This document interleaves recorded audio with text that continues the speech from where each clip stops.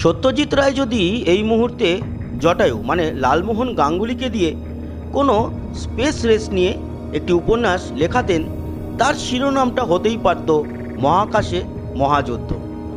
সত্যি সত্যি গত শতকের 5 ও 6 দশক জুড়ে মহাকাশে সোভিয়েত রাশিয়া বা আজকের রাশিয়া ও আমেরিকার রীতিমতো সেয়ানে সেয়ানে টক্করের কথা সকলের জানা। তারপর এতগুলি দশক ধরে কার্যত রাজত্ব করেছে নাসা, কিন্তু এবার সেই একচ্ছত্র আধিপত্যে ভাগ বসাতে হাজির হয়েছে চীন।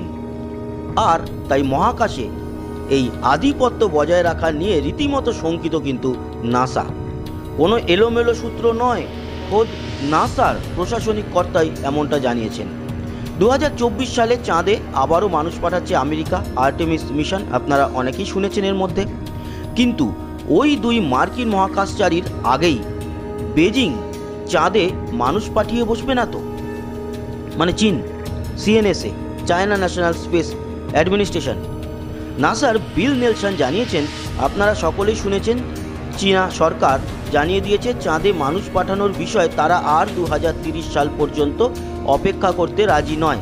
তার মতে 2024 সালে চাঁদে দুই মার্কিন নভোচারকে পাঠানো নিয়ে আমেরিকাকে প্রতিযোগিতার মধ্যে পড়তে হতেই পারে। আর চিন্তা করতে শুরু করেছে আমেরিকা। কবে চাঁদে মহাকাশচারী পাঠাতে চলেছে নাসা? বিল নেলসন তা বলেননি খোলসা করে, কেবল জানিয়েছেন আমাদের প্রতিযোগীদের আগে। তার মানে কি বোঝা যায়? চীনের পাঠানোর আগেই তাহলে নাসা পাঠিয়ে দেবে মহাকাশচারীদের। সেই সঙ্গে ইঙ্গিত করেছেন তা একেবারে কিন্তু নিখাদ বাস্তব। আর এই ঘটনা যদি ঘটে আগামী 2022-এই যদি চাঁদে মানুষ পাঠায় নাসা, তাহলে কিন্তু আর কেউ আনন্দ পাক না পাক আমরা ভীষণ আনন্দ পাবো। আর চীনের এই যে নতুন মহাকাশ অভিযানের ঘোষণা, মানে চাঁদে মানুষ পাঠানো, অবশ্যই আমরা খুশি হব। তার কারণ মহাকাশ গবেষণামূলক ভিডিও বানানোই আমাদের কাজ। আমরা কোনো রাজনীতি মানি না, আমাদের কোনো শত্রু নেই, সে চীন, পাকিস্তান, বাংলাদেশ, শ্রীলঙ্কা, পৃথিবীর যে কোনো দেশ। মহাকাশ গবেষণায় যত বেশি এগোবে মানব জাতি। আর আমরাও ভারতবাসীরা ইসরোর জন্য গর্ববোধ করতেই পারি, করিও। কিন্তু কোনো দেশের মহাকাশ গবেষণা সংস্থা যদি বড় কিছু করে দেখায়, তাহলে আমরা সত্যি আনন্দ পাই। এর মধ্যে কোনো খারাপ লাগার ব্যাপার নেই। আমরা চীনের এই মিশনের দিকে তাকিয়ে থাকবো, অবশ্যই লাইভও নিয়ে আসতে পারি সেই সময়।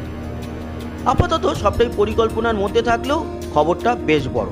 অন্তত মহাকাশ গবেষণামূলক ভিডিও দেখতে যারা ভালোবাসেন, মানে আমাদের প্রিয় সাবস্ক্রাইবাররা, তাদের জন্য তো অবশ্যই খুশির খবর।